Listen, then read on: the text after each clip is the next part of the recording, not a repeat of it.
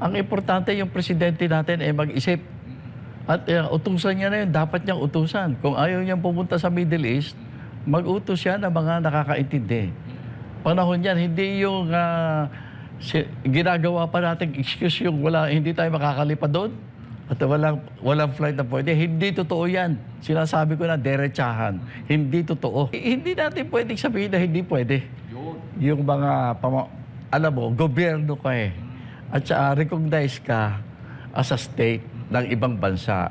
Kaya sabi ko nga, magpadala tayo ng isang responsible na official na doon mismo magsimula siyang maggawa ng mga pagpaplano na nakadugtog dito sa atin sa Manila. May sapat siyang authority. Ay makakakuha siya ng tulong doon on the level of governments. Kaya sasabihin na walang flight, hindi totoong walang flight na pwedeng makarating kung saan may kaguluhan. Yung repatriation, siguro pag-uusapan din natin ng seryoso yan. Dahil yung pag-uwi, ay isa yan sa hindi mo kayang isipin. Kasi kung magpapauwi ka ng 500, ay 10,000 yung humihiling. Paano? Baliwala yan. Ano? Kaya tingnan natin mabuti ang extent ng problema. Ito monumental, itong problema na to. Hindi piraso-piraso lang at kapira-piragot ang mga ibibigay mong solusyon dito. Kaya kailangan isang napaka-responsable na dala ang authority ng Malacanang na pupunta doon sa pinagagawa ng gulo at i-assemble niya yung mga officials natin doon at bigyan ng direksyon. Itong nagpapatuloy na tensyon dyan po sa Middle East. Ano ho ba ang inyong pananaw dito sa sigalot na yan, dyan sa gitnang silangan? Abay, medyo mas malubha yan, ano? Nakaranas tayo ng ganyang tensyon sa Middle East. Pero palagay ko ito ang pinakamalubha. Kaya medyo nakakapagtaka. Dahil dapat yan, bago pa magsimula ang bombahan pinaghahandaan na sana. No? Pero wala tayong nadinig na paghahanda dyan. Kaya medyo nakakalungkot yan.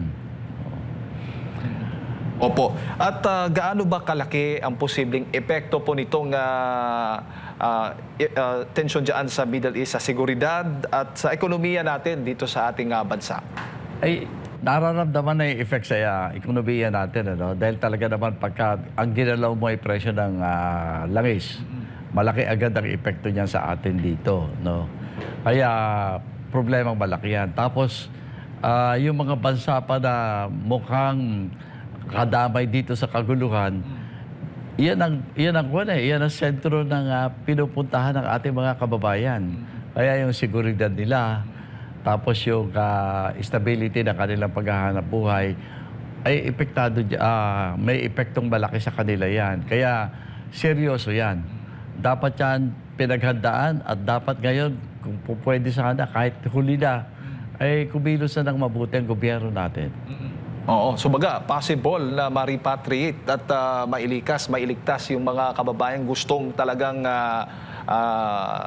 lumabas o umalis dyan sa mga bansang apektado nga nitong tensyon na yan? Well, yung repatriation ay masyadong seryoso na yan. No? Kasi, alam mo, milyon ang ating mga kababayan dyan.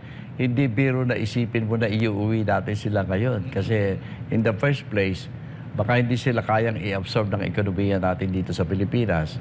Ang maganda dyan, ihanap sila ng mga medyo lugar na medyo safe sila. No? Noong mga kapanahon na namin, yun ang ginawa namin. Nakipag-usap tayo sa mga kapitbahay na bansa upang mailipat yung ating mga kababayan. Ang tinitingnan natin doon, hindi lang seguridad, kundi yung kahit papaano magkatrabaho ng tuloy-tuloy. Sa kahandaan po ng Pilipinas, ano ba yung assessment nakikita po ninyo? Sapat ba yung ginagawang preparations din ng gobyerno natin patungkol nga sa issue na yan? Ay ako tinitignan ko dyan kasi kung talaga seryoso, ang unang ginawa dapat ng ating pamahalaan, pagpadala ng isang responsable at may sapat na authority na galing dito sa Maynila, representing the Office of the President, napupunta doon sa lugar mismo ng gulo.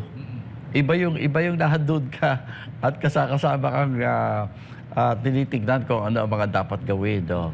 Noong panahon namin, pinadala namin si General Simato. Doon siya sa area na may gulo At napakaganda ng epekto no kasi day by day, meron kang direct assessment na hindi ka dumadaan sa second, third sources. Yun ang pinaka-importante at bibigyan dapat yan ng sapat na authority para gumawa ng spot decisions doon sa area. Yun ang una dapat na ginawa. Nagpadala ng responsible. Meron yan, hindi ba meron na tayong departamento para sa OFW? Dapat yung secretary natin doon nahandura sa Middle East. Yan dyan po kasi nagkakaroon ng issue ngayon, yung patungkol nga sa pag-rescue doon sa ilan nga sa mga OFW po natin na secretary. Dahil magkaiba po yung pananaw ng Vice Presidente at ng Malacanang. Ang sabi ng Malacanang, ng PBBM mismo, sa ngayon talaga ay hindi po pwede pa. Baga, wala pang magagawa dahil nga nagkaroon po ng parang walang flights doon sa lugar na kung saan napiktado po talaga. At kay Vice Presidente naman ay possible dahil nung panahon ng pandemya, nung siya pa ay nangunguna nga sa pagligtas sa ilang mga Dabawenyo, nagkuha nila at nagawa nila ng paraan para mailigtas. Ano ba yung pananaw hinggil nga po dito sa dalawang magkaibang pananaw ng obserbasyon po or hakbang na ginagawa po ng gobyerno po natin? Ang masasabi ko lang, hindi natin pwedeng sabihin na hindi pwede. Yung mga, alam mo, gobyerno ka at recognize ka as a state ng ibang bansa. Kaya sabi ko nga, magpadala tayo ng isang responsible na official na doon mismo magsimula siyang maggawa ng mga pagpaplano na nakadugtog dito sa atin sa Manila. May sapat siyang authority. Ay makakakuha siya ng tulong doon on the level of governments. Kaya sasabihin na walang flight, hindi totoong walang flight na pwedeng makarating kung saan may kaguluhan. Yung repatriation, siguro pag-uusapan din natin ng seryoso yan. Dahil yung pag-uwi ay isa yan sa hindi mo kayang isipin. Kasi kung magpapauwi ka ng 500, 10,000 yung humihiling, paano? Walang baliwala yan. Kaya tingnan natin mabuti ang extent ng problema.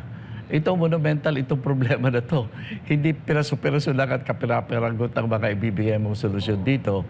Kaya kailangan isang napaka-responsable na dala ang authority ng Malacanang na pupunta doon sa pinagagawa ng gulo at i-assemble niya yung mga officials natin doon at bigyan ng direksyon. Opo, in fairness naman, may mga mangilan-ngilan naman na repatriate o natutulungan na ating gobyerno sa pamamagitan po ng DMW at ng OWA sa kasunod na rin sa utos ng Pangulong Bongbong Marcos Jr.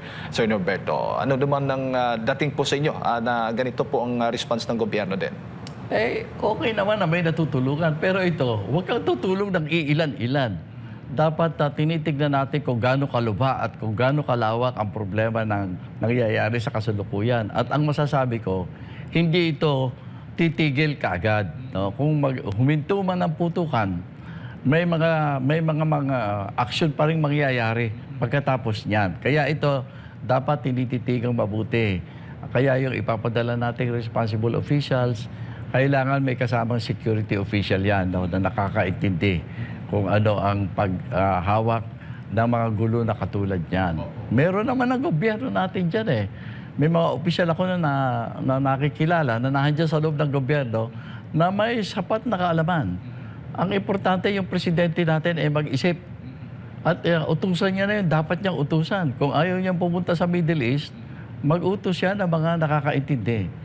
Panahon yan, hindi yung ginagawa pa natin excuse yung hindi tayo makakalipad doon at walang flight na pwede. Hindi totoo yan. Sinasabi ko na derechahan. Hindi totoo na hindi tayo pwedeng magpadala ng eroplano o sumakay sa mga eroplano na nandoon. Hindi totoo yan. Opo. At isa pang issue, Secretary, doon po sa pamimigay ng ayuda. Dahil dyan po sa Bahrain, isang employee po, although ito ay pinarecall na ng DMW, ay nagalit po yung ilan nga sa mga OFW doon matapos sabihin ng isang empleyado ng Migrant Workers Office na wala nang ayuda, wala nang ayuda mula po sa Pilipinas.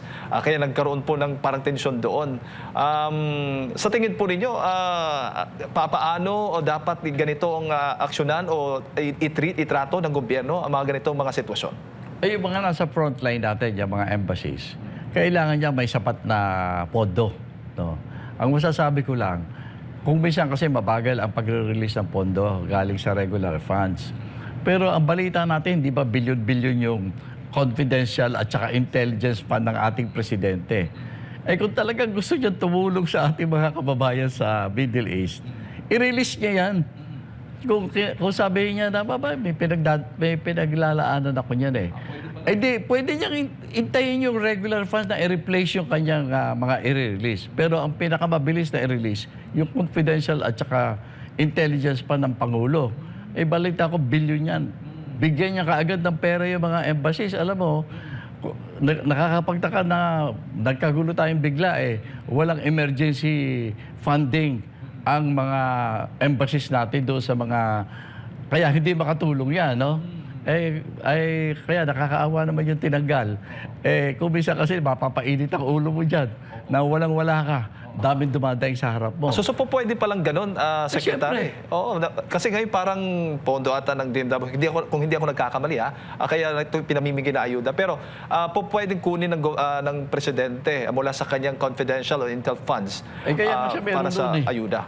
Meron siya doon para sa mga emergency na katulad nito. Ito ay isang napakalubhang emergency. Walang magko-question sa Pangulo kung bigla niyang ipapadala yung kanyang mga tinatagong intelligence fund dyan. No? Padala niya.